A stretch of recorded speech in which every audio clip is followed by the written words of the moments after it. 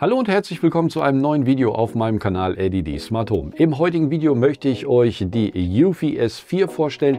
Die Kamera zeichnet sich durch 3 Besonderheiten oder Alleinstellungsmerkmalen aus und macht sie deshalb in einigen Bereichen einzigartig auf dem Markt. Da wären zum einen das 2 in einem Design, das heißt, sie besteht aus einer Bullet-Kamera und einer PTZ-Kamera mit 2 Linsen und verfügt somit über insgesamt 3 Linsen. Dann verfügt sie noch über Bullet zu PTZ-Tracking mit Autoframing, und wenn ihr das Ganze im Paket kauft, bestehend aus 2 Kameras und der Homebase, könnt ihr euch außerdem noch über die Cross-Kamera-Tracking-Funktion freuen.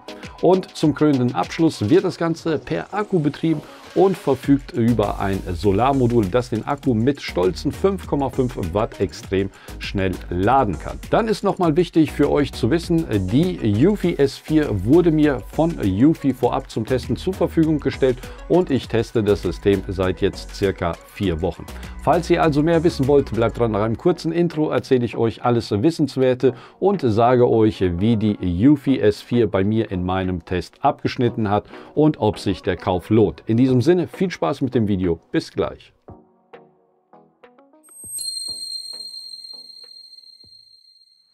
Schön, dass ihr dran geblieben seid. Okay, dann würde ich sagen, schauen wir uns mal ganz kurz an, was alles im Lieferumfang dabei ist. Ausgepackt habe ich das Ganze schon und wie ihr unschwer erkennen könnt, war das bis vor kurzem noch montiert. Das Ganze ist nämlich noch ein bisschen nass, aber gucken wir uns mal an, was alles im Lieferumfang dabei ist. Also im Lieferumfang, wenn man das Ganze im Set kauft, sind normalerweise 2 Kameras, 2 Solarpaneele und einmal die Homebase. Dann gibt es hier nochmal USB-Verlängerungskabel. Die sind dafür da, falls man das Solarpanel extern irgendwo montieren möchte.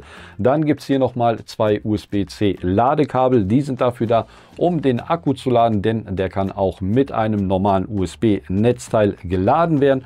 Dann gibt es hier nochmal das Netzteil für die Base und das Netz, und ein Netzwerkkabel ist für die Base auch noch dabei. Das habe ich jetzt leider nicht auf dem Tisch, habe ich vergessen. Aber ansonsten gibt es hier nochmal ein bisschen Bedienungsanleitung, ein paar Sticker, ein bisschen Befestigungsmaterial und im Grunde ist alles dabei, was man für die Inbetriebnahme benötigt. Zur Homebase nochmal ein paar Worte. Also sie ist die Zentrale, sie dient zur Speicherung des Videomaterials, wahlweise auf der internen Festplatte, die sich hier drin befindet. Das heißt, ihr könnt hier eine 2,5 Zoll Festplatte anschließen.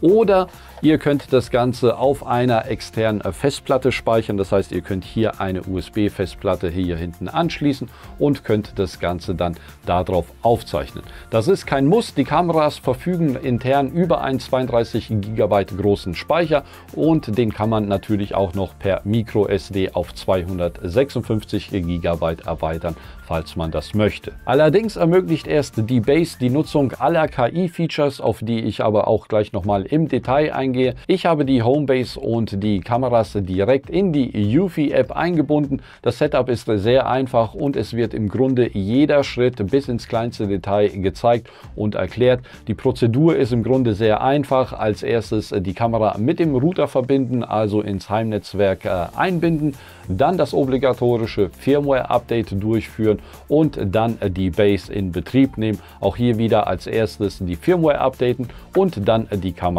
mit der Base koppeln. Wichtig dabei, erst die Kameras einbinden und updaten, dann die Base einbinden und updaten und erst dann die Base und die Kamera miteinander koppeln.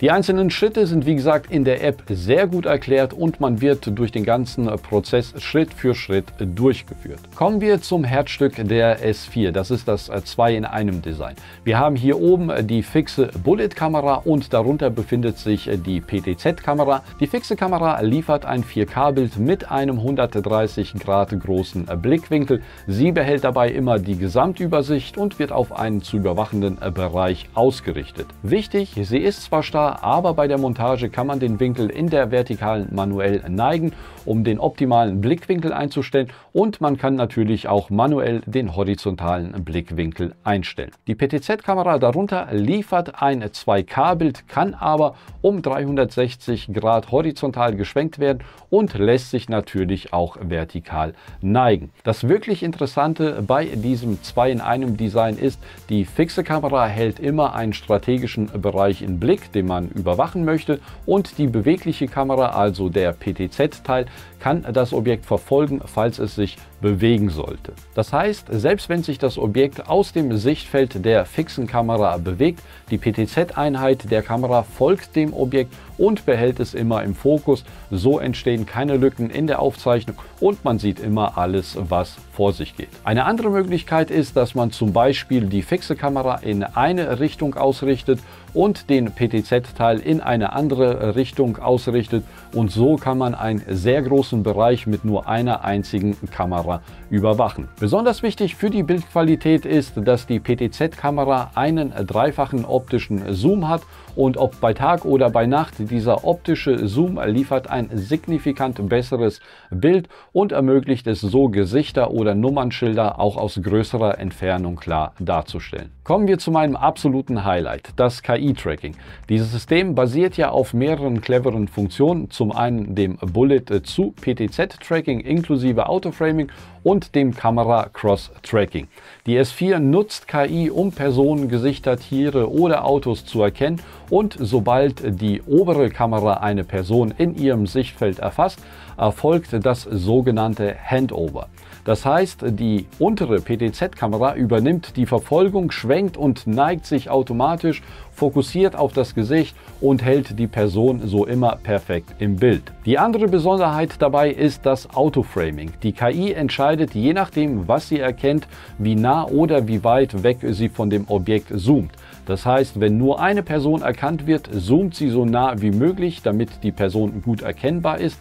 Handelt es sich aber zum Beispiel um zwei Personen oder eine Personengruppe, zoomt sie nur so weit rein, dass alle Personen sichtbar sind und verfolgt diese dann, bis sie aus dem Sichtfeld verschwinden. Die KI-Verfolgung habe ich bis auf eine Entfernung von 37 Meter testen können. Das Tracking hat hervorragend funktioniert und dank des optischen Zooms konnte man sogar in 37 Meter Entfernung noch einige Details erkennen, was ohne Zoom absolut unmöglich gewesen wäre. Das andere Highlight ist die Kamera-Cross-Tracking-Funktion. Aber wichtig zu wissen, für diese Funktion wird zwingend die Homebase S380 benötigt. Was ist Kamera-Cross-Tracking? Also, wenn zum Beispiel eine Person aus dem Sichtfeld der S4, die zum Beispiel bei mir im Garten montiert ist, verschwindet, übernimmt die zweite S4 das Tracking der Person, sobald sie in ihr Sichtfeld kommt. Und dann kommt die Homebase ins Spiel. Sie fügt dann die Videoclips zu einem zusammenhängenden Video zusammen, sodass man die gesamte Verfolgung ums Haus herum in einem einzigen Clip sehen kann. Der Vorteil dabei ist, man muss die einzelnen Clips nicht mühsam zusammensuchen und nach Zeitstempel oder was auch immer sortieren, sondern hat alles dank der Homebase direkt beisammen und erspart sich die ganze Arbeit. Man kann dann in der App auch manuell zwischen den einzelnen Kameras hin und her springen und sich die Szene aus allen möglichen Blickwinkeln anschauen. Was mich persönlich beeindruckt hat, ist aber, wie gut das Tracking insgesamt funktioniert. Selbst in der Garage, wo es viele Objekte gibt, die das Bild stören, behält mich die Kamera immer im Bild und verfolgt mich trotz der ganzen Fahrräder ohne Probleme. Ein anderes Highlight der S4 ist das Solarpanel, denn die S4 ist ja akkubetrieben, was die Installation super einfach macht, aber das ständige Aufladen entfällt dank der mitgelieferten Solarpaneele.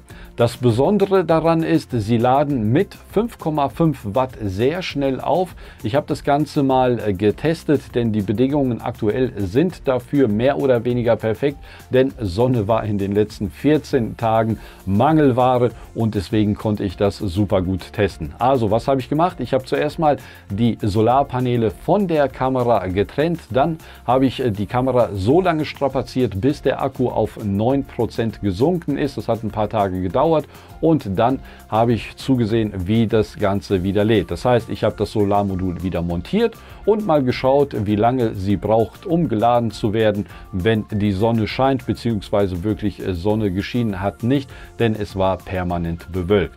Und wie man in der App schön sehen kann, wird sie dennoch jeden Tag etwas geladen und der Akku wird jeden Tag um einige Prozent voller und genauso soll es ja sein. So, dann schauen wir uns mal die App an. Die Bedienung ist, muss ich sagen, sehr übersichtlich. Auf der Hauptseite sieht man das letzte Bild der Hauptkamera und der beweglichen Kamera.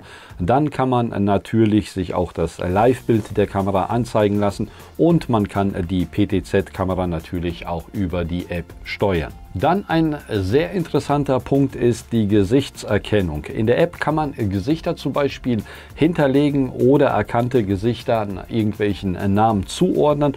Und wenn das Gesicht erkannt wird, bekommt man halt so eine Benachrichtigung, wo steht, Person XY wurde erkannt, und man kann auch nach speziellen Gesichtern suchen. Leider kann ich euch das Ganze jetzt nicht wirklich direkt zeigen, denn ja, ich habe hier auch noch Nachbarn in der Gegend und deswegen muss ich da ein bisschen auf die Privatsphäre der anderen Leute achten. Aber das klappte, wie gesagt, sehr gut, oder kann ich euch nur sagen, sehr gut, und bin damit sehr zufrieden. Aber damit das Ganze funktioniert, benötigt ihr unbedingt die Homebase S380, denn die ganzen KI-Features, die werden lokal auf der Homebase S380 durchgeführt und nicht in der Cloud.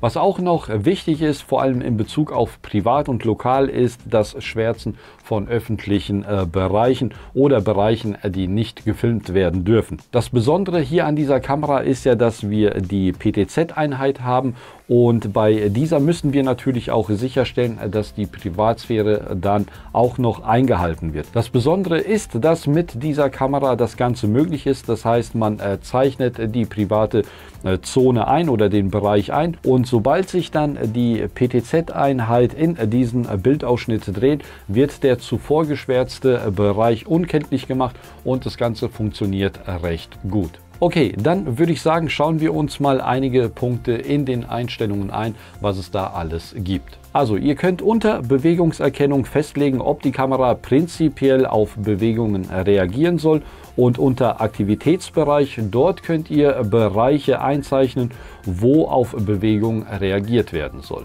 Dann unter Empfindlichkeitseinstellungen könnt ihr einstellen, wie empfindlich der PIR-Sensor reagieren soll.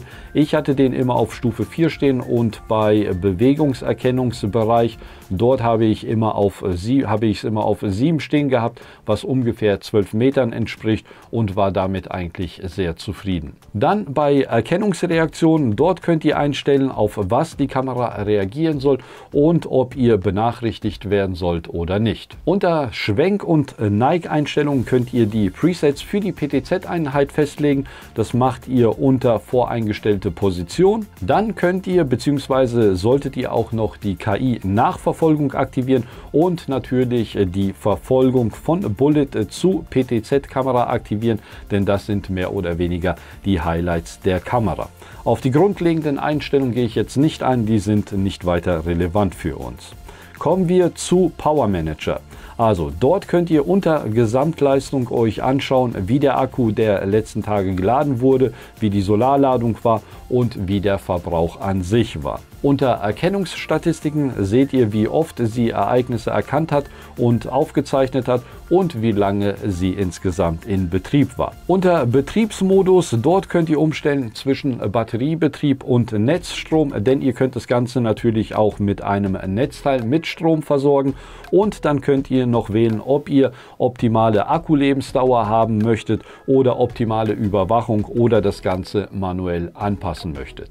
Unter Lichteinstellungen, dort könnt ihr die Lichtintensität einstellen. Dann könnt ihr noch einstellen, ob bei einer erkannten Bewegung das Licht angehen soll. Und unter Lichtmodus könnt ihr wählen zwischen dem normalen Licht und diesem rot-blauen Licht, das ich euch am Anfang beim Intro gezeigt habe. Schnappschuss, dort könnt ihr einstellen, dass alle x Minuten ein Bild gemacht wird, unabhängig davon, ob eine Bewegung erkannt wurde oder nicht. Die Diebstahlerkennung, die hat zu dem Zeitpunkt, als ich das Ganze getestet habe, nicht zuverlässig funktioniert, aber im Prinzip soll es so sein, dass wenn jemand die Kamera bewegt, ein Alarm an der Kamera und an der Base angeht Und diese Funktion, kann ich euch sagen, die ist richtig laut, beziehungsweise die Sirene ist richtig laut, denn ab und zu mal hat das funktioniert und als ich sie dann bewegt habe, ging das Ding los. Videoeinstellungen, hier kann man zum einen den Nachtsichtmodus festlegen, also Infrarotlicht, LED-Strahler oder Restlicht und Farbnachtsicht. Dann Bildverbesserung aktivieren, das kann ich euch nur empfehlen. Hier blende ich euch mal ein Bild ein, wo man das Ganze sieht, wie das bei Nacht aussieht, beziehungsweise was der Unterschied ist, wenn das Ganze aktiviert ist oder deaktiviert ist. Deswegen, ich empfehle euch immer, das Ding eingeschaltet zu lassen. Dann die Streaming-Qualität, die stand bei mir immer auf Auto, aber ihr könnt es natürlich auch manuell umstellen. Aufzeichnungseinstellungen stand bei mir immer auf 4K, da man ja im Normalfall die bestmögliche Auflösung haben möchte, beziehungsweise die bestmögliche Qualität haben möchte. Deswegen empfiehlt es sich auf 4K zu lassen. Dann fortlaufende Aufzeichnung, das ist neu und kam erst mit einem der letzten Updates und konnte das bis jetzt aber auch noch nicht wirklich testen. Aber im Grunde zeichnet die Kamera kontinuierlich in Full HD auf. Und wie viel Speicher man dann benötigt, seht ihr halt in dieser Tabelle. Und das sollte man natürlich auch mit der Netzspannung machen, denn wenn das Ganze über den Akku läuft, wird das im Winter vor allem relativ kritisch, denn dort wird dann der Akku natürlich nicht mehr so schnell geladen, weil einfach die Sonneneinstrahlung fehlt. Und dann zu guter Letzt Datenschutzzonen. Das hatte ich euch ja zu Beginn schon erklärt. Das sind die Bereiche, die man manuell schwärzen kann. Und das ist, wie gesagt, sehr wichtig, wenn die Kamera irgendwie im Außenbereich mitfilmt oder Außenbereich mit auf dem Bild zu sehen ist. Audioeinstellungen, da habe ich nichts gemacht und auch nichts getestet. Das habe ich so gelassen, wie es ist. Und dann Push-Benachrichtigung, allgemeinen und so weiter und so fort. Das ist nicht wirklich relevant, deswegen überspringe ich das Ganze jetzt mal. Kommen wir zu meinem Fazit. Also, die Highlights sind für mich ganz klar die Tracking-Funktion, also dieses Bullet zu PTZ und das Camera Cross Tracking. Außerdem bin ich extrem überrascht, wie weit das Tracking funktioniert hat und wie gut das selbst durch die Garage hindurch geklappt hat. Das funktioniert nicht nur am Tage gut, sondern auch in der Nacht, wenn die Lichtverhältnisse nicht so gut sind. Also das ist ein absolutes Highlight, wie ich finde. Auch die Bildqualität muss man hier positiv hervorheben. Zwar ist das zum größten Teil dem dreifachen optischen Zoom zu verdanken, der gerade in der Nacht Gesichter selbst in 10 Meter Entfernung noch erkennbar macht, wo andere Kameras schon längst versagt haben. Und wie gut das Ganze funktioniert, das seht ihr ja gerade, das blende ich euch gerade hier mal ein. Das gleiche gilt natürlich auch am Tag. Auch hier hat der Einsatz eines dreifachen optischen Zooms enorme Vorteile und hilft dabei, Gesichter, Personen, auch wenn sie weiter weg sind, zu identifizieren. Das 2-in-1 Design und das Zusammenspiel mit der Homebase S380 inklusive dem nahtlosen Kamera Cross Tracking macht das System wirklich extrem interessant, wie ich finde. Gibt es auch etwas Negatives? Naja, da bin ich nicht wirklich fündig geworden, aber was man anmerken könnte, ist der hohe Preis. Denn die UVP für dieses Set liegt mit Homebase bei rund 699 €. Das ist viel Geld, aber man muss bedenken, dass hier extrem viel Technik verbaut ist. Da hätten wir zum einen die 4K Bullet Cam, dann kommt noch die PTZ Cam dazu mit Zoom-Objektiv, Solarmodul und die KI der Homebase. Das ist schon eine Menge Technik für das Geld, was man dann bekommt. Also ist das vielleicht auch etwas unfair. Außerdem muss man auch noch erwähnen, es gibt ja oft irgendwelche Aktionen, wo man den einen oder anderen Euro sparen kann. Aktuell ist es so, dass man das Set für 599 € bekommt und dann wird das Ganze auch noch mal ein bisschen interessanter. Unterm Strich, die Eufy S4 ist aktuell die beste akkubetriebene Überwachungskamera, die ich persönlich getestet habe. Falls ihr Interesse an der Kamera habt, dann schaut mal in die Videobeschreibung oder scannt den QR-Code hier oben ab und dann landet ihr direkt beim Hersteller auf der Webseite. Auf alle Fälle, ich wünsche euch viel Spaß mit der Eufy S4 Kamera. Bis zum nächsten Mal. Macht's gut.